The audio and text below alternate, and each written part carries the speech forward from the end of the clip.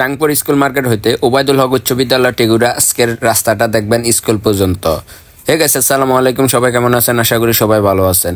আজকে যে ভিডিওটা দেখাবো এই রাস্তা দিয়ে আমি অনেক আগে যখন এই স্কুলে পড়াশোনা করতাম তখন এই রাস্তাটা বৃষ্টির সময় হাঁটা যেত না, লোকজন অনেকবার পরে যেতে দেখছিলাম, তবে রাস্তাটা তখন ছিল কাদা কাদা, মানে পাকা ছিল না। এখন রাস্তাটা পাকা, খুবই ভালো হয়েছে রাস্তাটা পাকা করো। এখন স্কুলের ছাত্রছাত্রীরা এবং এলাকার মানুষ সবাই হাঁটতে পারে অনেক সুন্দর করে।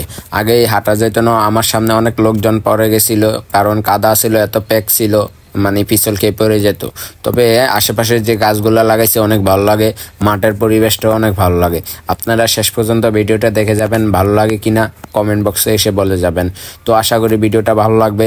এটা হলো ওবায়দুল হক উচ্চ বিদ্যালয় টেগুরা হাই স্কুলের গেটটা। এখন আমরা গেট দিয়ে ঢুকবো স্কুল পর্যন্ত। দেখুন কত সুন্দর। আমরা যখন পড়াশোনা করছিলাম তখন এই স্কুলে এত বড় ভবন ছিল না, তবে ভবন ছিল বলতে হোস্টেলটা ছিল অনেক বড় ওই সাইডেরটা, তবে এই সাইডের নতুন বিল্ডিংটা এটা নতুন করছে, আমরা যখন ছিলাম ছিল না। তবে খুবই ভালো লাগে আমার কাছে পরিবেশটা, মাঠ গাছ সব দিক দিয়ে আমার ভালো লাগে। আপনাদের কেমন লাগে?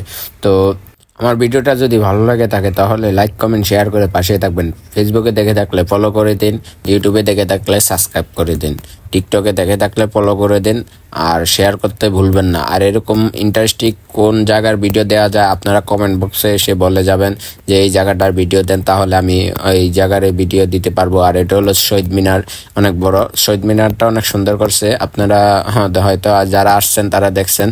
তবে আজকের পরিবেশটা আমার কাছে খুবই ভালো লাগছে, আপনাদের কাছে কেমন লাগছে আমাকে বলবেন। এটা হয়েছে স্কুল থেকে আবার বাড়ি যাচ্ছি। আজকের ভিডিওটা আর বেশি দূর যাব না, তবে সবাই ভালো থাকবেন, সুস্থ থাকবেন। যারা ভিডিও দেখছেন তাদেরকে অসংখ্য ধন্যবাদ। আল্লাহ হাফেজ।